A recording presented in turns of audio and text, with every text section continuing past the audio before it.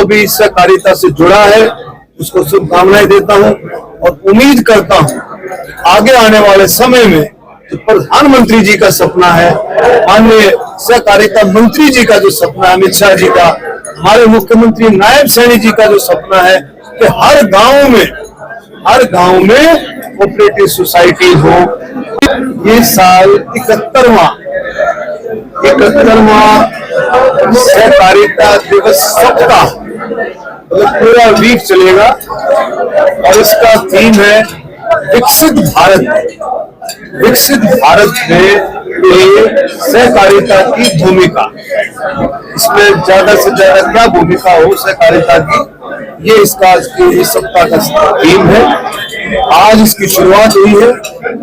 मैं सभी साथियों का, जिसमें हमारे डिफरेंट हेड्स के चेयरमैन हैं, एफिड के, हमारे डेयरी फेड के, हमारे हरको के और हमारे लैंड मोर्गेज के सभी चेयरमैनों का और सभी ऑफिसर साहिबान, जैसे हमारे आरसीएस है, राजेश जोगपाल जी हैं, शुगर फेड के एमडी हैं, हरको के एमडी हैं और हमारे बीटा मतलब डेयरी फेड के एमडी हैं, सभी का जितने भी ऑफिसर साहिबान और जो प्रशासन के और लोग अधिकारी जुड़े हैं, उनकी मेहनत से आज का ये प्रोग्राम हुआ, उन सबका मैं दिल से धन्यवाद देता हूँ। और जो ये सहकारिता का जो सपना है, सहकारिता जो विभाग बड़ा, ये सोच थी हमारे परम आदरणीय वल्लभ भाई पटेल जी। जब देश आजाद हुआ तो 500 के करीब रियासतों को अखंड भारत में शामिल करने का जो काम था हमारे वल्लभ भाई पटेल जी का था। और आज जो सहकारिता का जो ये काम चल रहा है, वही उन्हीं की सोच थी कि लोग मिलजुल करके, लोग आपस में इकट्ठा होकर के मिलजुल करके आपस में आगे बढ़े। और आप माननीय प्रधानमंत्री नरेंद्र मोदी जी ने 2021 में सहकारिता विभाग बनाया केंद्र के लेवल पर, और माननीय अमित शाह जी को उसका जो है मंत्रालय का जो कार्यभार सौंपा गया। उसी के तहत सारा बहुत अच्छे से आप देखेंगे देश जो बहुत अच्छे से उन्हें दिख रहा है। हरियाणा के अंदर लगभग 33,000 कोऑपरेटिव सोसाइटीज है सहकारिता विभाग के जो है, और 55 लगभग 50 से 55 यानी कि 53-54 लाख के करीब लोग इससे जुड़े हुए, हमारी महिलाएं, बुजुर्ग और नौजवान साथी इसमें जुड़े हुए हैं। तो मैं आज इस मौके पर सबको शुभकामनाएं देता हूं। जो भी सहकारिता से जुड़ा है उसको शुभकामनाएं देता हूं और उम्मीद करता हूं आगे आने वाले समय में जो प्रधानमंत्री जी का सपना है, माननीय सहकारिता मंत्री जी का जो सपना है, अमित शाह जी का, हमारे मुख्यमंत्री नायब सैनी जी का जो सपना है कि हर गांव में कोऑपरेटिव सोसाइटी हो, हर गांव टैक्स से जुड़े। तो ये सपना जो है इसमें सबकी भूमिका रहेगी। इसको हम किस तरह से साकार करें। और जो नौजवान हैं, हमारे युवा हैं, हमारे लड़के लड़कियां जो युवा हैं, उनसे जुड़ना चाहते हैं, उनके लिए भी आज हमने घोषणा की है सभी डिपार्टमेंटों को कि हम कैंप लगा के बहुत सारे जो लोग जुड़े हैं उनको इस बारे में पूरी नॉलेज है कि भाई किस तरह से काम रहता है, ठीक है। तो नए लोग भी इससे कैसे जुड़े, उसके लिए हमारे सभी चेयरमैन साहब और हमने सबने मिलकर के सलाह की है कि इसके लिए हम कैंप लगाएं, जिससे कि हमारे नौजवानों को, हमारे जो बुजुर्ग भी जुड़ना चाहते हैं, पुरुष हो महिला हो, जो भी जुड़ना चाहते हैं, उनको भी इस बारे में पूरा ज्ञान हो कि भाई कोऑपरेटिव सोसाइटी किस तरह से बढ़ेगी, कितने लोग इसमें शामिल हो गए, ज्यादा से ज्यादा और इस सोसाइटीज के अंडर में हम क्या क्या काम कर सकते हैं, किस तरह से हम इसमें जुड़ करके सहकारिता के साथ जुड़ करके अपने आप को, अपने परिवार को, अपने साथियों को आगे बढ़ा सकते हैं। इससे बढ़िया आप देखेंगे 55 लाख के करीब लोग हरियाणा में जुड़े हुए हैं, तो बहुत बड़ी बात है। मैंने एक बात और भी रखी है मेरे सभी साथियों से, क्योंकि ये सहकारिता विभाग लोगों की मदद के लिए है, लोगों को जोड़ने के लिए है, कंधे से कंधा मिला करके साथ चलने के लिए है। कहते हैं 1 और 1 2 नहीं, 1 और 1 11 ये सहकारिता विभाग का जो है ये सपना है कि एक और एक मिल करके खड़े होकर के मिलजुल करके 11 गुनी ताकत के साथ काम करे।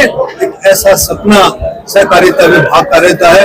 सभी हेड्स जो है बहुत अच्छे से काम कर रहे हैं और मुझे पूरी उम्मीद है आने वाले समय में हरियाणा में सहकारिता विभाग हमारे नायब सैनी जी के नेतृत्व में, मोदी जी के नेतृत्व में, अमित शाह जी के नेतृत्व में और ऊंचाइयों पर जाएगा, ऐसा मैं समझता हूँ।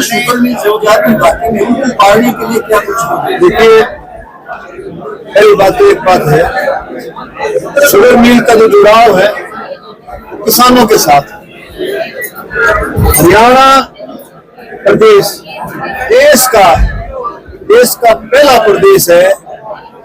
प्रदेश है जहाँ शुगर केन गन्ने का भाव सबसे ज्यादा है।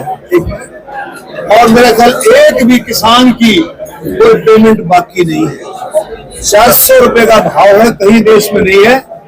लोग बात देखते हैं पड़ोसी राज्य कि हरियाणा में इतना भाव है और हम इस बात की समीक्षा कर रहे हैं कि जो शुगर मिल इस तरह से आई हुई में किस तरह से उनको प्रभावी ढंग से हम आगे बढ़ा सकते हैं। डॉक्टर साहब, एफेड का हमने स्टॉल देखा, उसमें वो सारा सामान है जो एक आम गृहिणी रसोई में इस्तेमाल करती है, लेकिन वो सामान आप आम जनता तक पहुंचा क्यों नहीं पा रहे?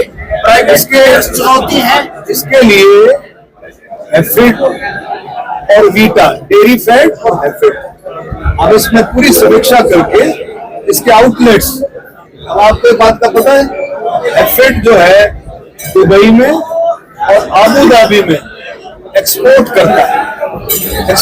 जो हमारा बासमती है उसकी क्वालिटी का कोई मुकाबला नहीं है। हम पूरी कोशिश करेंगे आम जन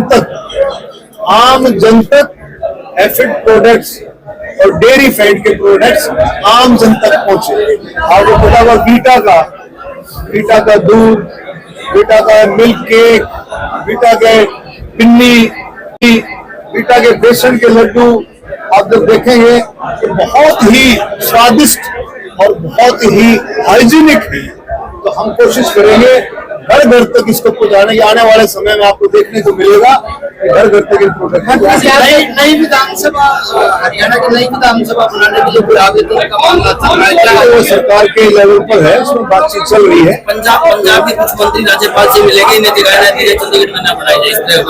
तो आपको पता है जो कि सारा सिस्टम चलता है, SYL के साथ साथ ये मुद्दा भी हमेशा उठता रहा है और बहुत अच्छे तरीके से इसको डील किया जाएगा। मुख्यमंत्री केंद्र सरकार सब आपके पास सेक्रेटरी विभाग है जो खाद की कमी बता रहे हैं और जो खाद है वो कह रहे हैं MSP पे मिलता नहीं, 3600 की बात कर रहे हैं, खाद की कमी बता रहे हैं।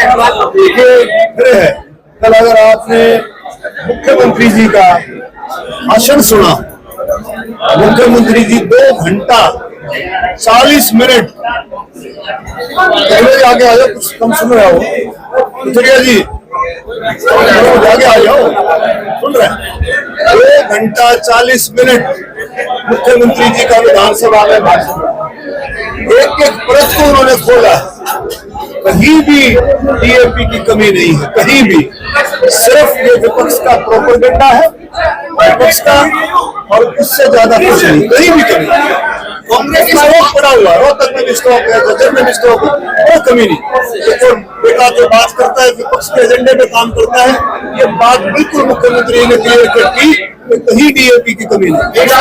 कांग्रेस पार्टी आपको कह रही है कि आपको तो EVM की पूजा करनी चाहिए। देखिए, कल हमने इस बारे में बात भी की है। तो सुनो, जो लोकसभा के चुनाव हुए तो भाई जब EVM क्या काम कैसे कर रही थी, जब तो EVM बहुत बढ़िया थी, लेकिन 5 सीट जीत गए। 5 सीट जीते के सपने लेने लगे, लोगों को धोखा दे करके संविधान बदल देंगे, गरीबों के साथ इस तरह, दलितों के साथ ये व्यवहार होगा, सब लोगों को बहका करके ऐसे नैरेटिव सेट किए कांग्रेस ने, बहका करके वो 5 सीटें जीत गए। तब तो EVM बहुत बढ़िया थी, तब तो EVM में कोई कमी नहीं थी। अब जो EVM ठीक नहीं लगती, कोई भी पूरे देश में आप देखेंगे, अगर EVM में गड़बड़ी होती हुड्डा भी कैसे जीतता था, भूपेंद्र हुड्डा कैसे जीतता, गरीब में गड़बड़ी होती, अशोक अरोड़ा जी कैसे जीतते, दंगे वाला लड़का कैसे जीता, कहीं कोई कमी नहीं है, बिल्कुल साफ स्पष्ट साफ सुथरा ईमानदारी के साथ चुनाव होता है। ये सिर्फ लोगों को बहकाने की बात है, ये सदमे में है क्योंकि उन्होंने नैरेटिव सेट कर लिया था झूठ बोल बोल करके। आपको एक बात का पता है, इनके कम से कम हजारों ऐसे लोग, पहले कहते थे ना गुलाबी गैंग, पहले गुलाबी गैंग कहते थे, अब इसको कहते हैं किलकारी गैंग। किलकारी गैंग क्या है? किलकारी गैंग क्या है? गांव में जा जा करके ना रुके मार मार करके अरे कांग्रेस आ गई, कांग्रेस आ गई, कांग्रेस, इतने नैरेटिव सेट कर दिए कि अब इतने बड़े सदमे में है, ये बाहर नहीं निकल पा रहे। अरे भाई चुनाव हो चुके हैं, 8 तारीख को नतीजे आ गए, सरकार बन गई है, लेकिन अब भी ईवीएम पर आगे गाते रहते हैं। और मुझे लगता है जैसे 2019 में क्या हुआ था, हम चुनाव जीते 7,500 वोट से, इन्होंने क्या राग गाया था, और गड़बड़ी होगी, गड़बड़ी होगी, गड़बड़ी होगी, है? जीतने के बाद शांत हुए। तो भैया ईवीएम खराबी तो इनके दिमाग में जो घुसी हुई है, तो 20 साल में रोड़ा रोएंगे, क्योंकि भारतीय जनता पार्टी 20-25 साल की जाने वाली नहीं है, ये तो रोए जाएंगे।